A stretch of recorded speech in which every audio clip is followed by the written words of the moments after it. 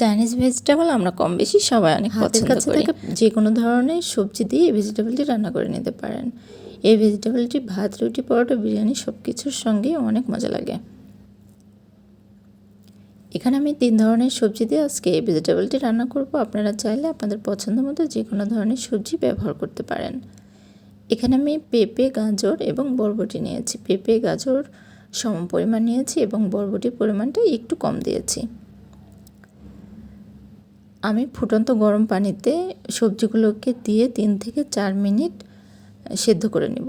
এটা একদম ওভারকুক করে নিব না, ওভারকুক করলে সবজিটা খেতে ভালো লাগবে না। সবজিগুলো সেদ্ধ করা হয়ে গেছে। এবার এগুলোকে আমি রসুনটা হালকা ব্রাউন কালার হয়ে আসলে সাইডে রেখে করে রাখার সবজিগুলোকে এবার একটা প্যানে আমি কিছুটা বাটার দিয়ে দিয়েছি আর রসুনটা পেঁয়াজ দিয়েছি। এগুলো আমি কিউব করে কেটে রেখেছিলাম আর 2টা কাঁচামরিচ মাঝখান থেকে ফালি দিয়ে দিচ্ছি। ঝালটা আপনাদের পছন্দ মতো দিয়ে নেবেন, কিন্তু চাইনিজ ভেজিটেবলের ঝালের পরিমাণটা আমার কাছে মনে হয় একটু কম হলেই ভালো লাগে। তো এখানে আমি দিয়ে দিচ্ছি স্বাদ মতো লবণ। এখানে আমি 1 চামচ সয়া সস, 1 চামচ টমেটো সস, হাফ চামচ গোলমরিচের গুঁড়া এবং সেদ্ধ করা মুরগির বুকের মাংসটা আমি একটু হাত দিয়ে খুলে দিয়ে দিয়েছি। এটা আসলে আমার ক্যামেরাটা বন্ধ হয়েছিল, আমি খেয়াল করিনি, এগুলো স্কিপ হয়ে গেছে। সাথে আমি এখানে পানিও দিয়ে দিব। এখানে আমি 1.5 কাপ পানি দিয়ে দিয়েছি। যেহেতু আমি একটু গ্রেভি পছন্দ করি, যার জন্য পানিটা বেশি দিয়েছি। আপনারা যেমন গ্রেভি খেতে চান পানিটাও সেরকম দিয়ে নেবেন। আমি পরবর্তীতে কর্নফ্লাওয়ার ইউজ করবো। আর এখানে যেহেতু সবজিটা সেদ্ধ করাই আছে, এখানে সেদ্ধ হওয়ার আর কোনো দরকার নেই, তো আমি গ্রেভিটা রাখবো, এই কারণে হচ্ছে পানিটা ইউজ করেছি।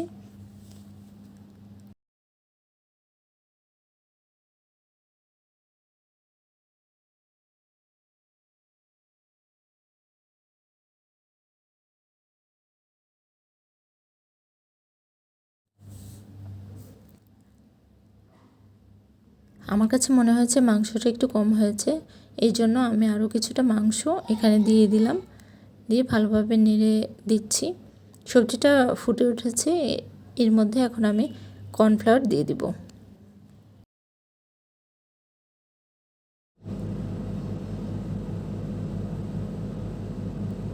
সবজিটা সেদ্ধ ঠিকভাবে হয়েছে কিনা এটা একটু চেক করে দেখে নিলাম।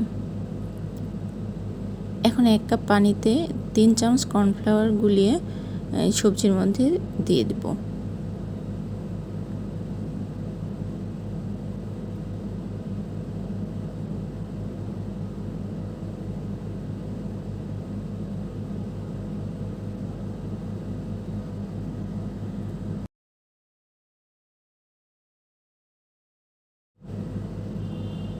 কর্নফ্লাওয়ার দেওয়ার পরে সবজিটাকে আর বেশি সময় ধরে রান্নার কোনো দরকার নেই। 1 মিনিটের মতো রান্না করে নিলে সবজিটা একদম রেডি হয়ে যাবে। এ পর্যায়ে এসে একটু লবণটা চেক করে দেখে নেবেন যে লবণটা ঠিক আছে কিনা। আমি লবণটা চেক করে দেখে নিয়েছি, একদম সব কিছুই পারফেক্ট আছে।